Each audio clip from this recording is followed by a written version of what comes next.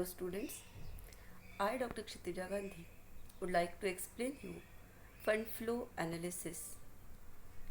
We have taken number of lectures, but to summarize, I have prepared this video for you students. So let's begin. Fund flow analysis requires three statements. First, we need to prepare statement showing changes in working capital. Secondly, we have to prepare determination of funds from operation. Third, preparation of fund flow statement. As we know, fund flow analysis is made to analyze which are the sources of funds and which are the application of funds. Now we'll see how to prepare statement or schedule showing changes in working capital. As we know, working capital is calculated by difference of current assets and current liabilities. This is a format of changes in working capital. You can see A point shows the current assets, B point shows current liabilities. If you make the total of current assets and current liabilities and deduct current liabilities from current assets, you can get net increase or decrease in working capital.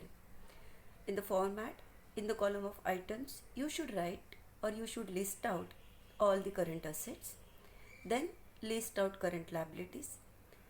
If the balance is of previous year, write in the first column. Balance of current year, write in the second column. If there is a rise in asset, write in increase column. If there is a decrease of asset, write in decrease column. Let's see actual problem. There are certain rules for making this statement. If there is an increase in current asset, it means there is increase in working capital. As we know, as current asset increases, our working capital also get increased. If there is a decrease in current asset, it means there is a decrease in working capital. So we have to write this figure in decrease in working capital column.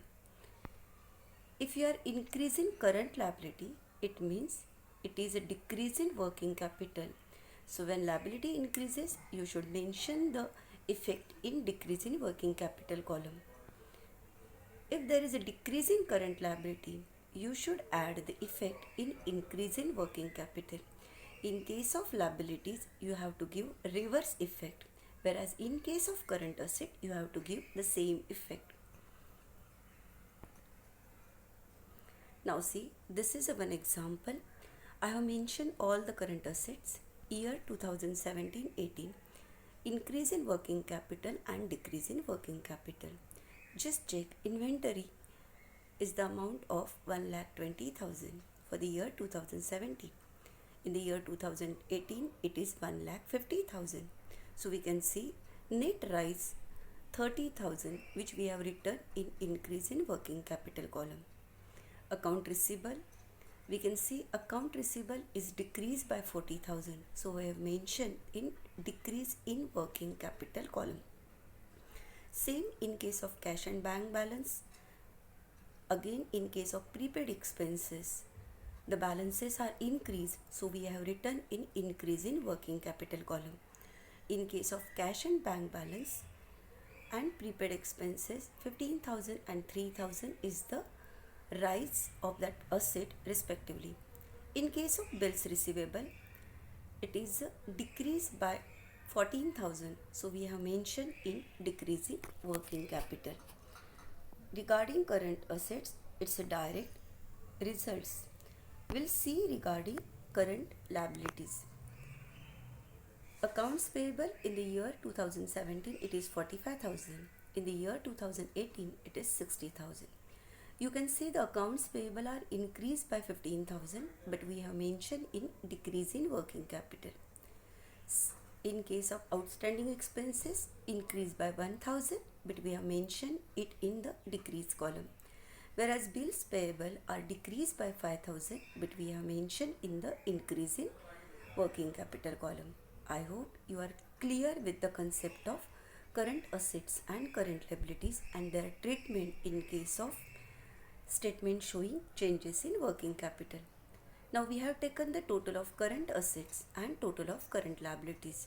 You can see the total of current asset is 3,54,000 and 3,48,000, whereas total of current liabilities is 86,000 and 97,000.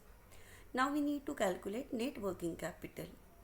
Net working capital is total of A minus total of B. So 3,54,000 minus 86,000, you can get 2,68,000 and 2,51,000. So working capital has been decreased by 17,000. Difference between 2,68,000 and 2,51,000, we can get 17,000. At the same time, we can make the total of increase column and total of decrease column. We can get difference of 17,000.